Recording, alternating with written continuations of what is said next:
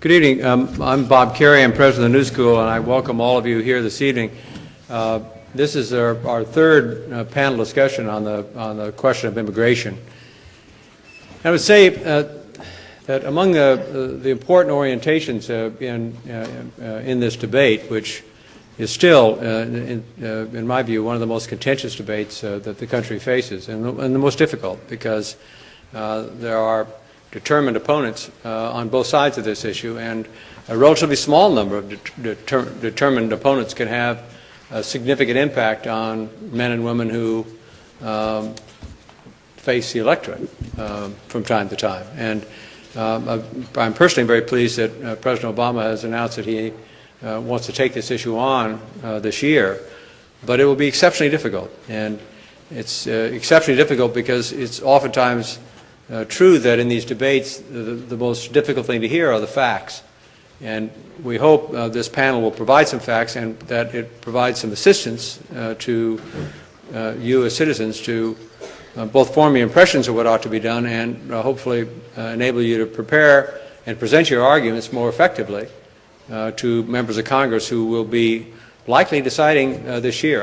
My own view is if they don't act on it this year, it's going to be exceptionally difficult to do it in 2010, and if they don't do it in 2010, it's exceptionally difficult in 2011, and if they don't do it then, it's impossible in 2012. This is the nature of these kinds of things. They tend to get, if they're controversial, they tend to get kicked down the playing field. We're talking about law. We're talking about U.S. law and what it ought to be. And my hope is this evening, both with facts and some examination of current law, we can get a better understanding of what we think the law should be. The common ground I think that you can find with most people that are concerned about this issue is that current law is inadequate. There are some who, unfortunately, one of the panelists that was not able to be here is apt to make that argument. He was encouraged not to be here by the individuals out on the street.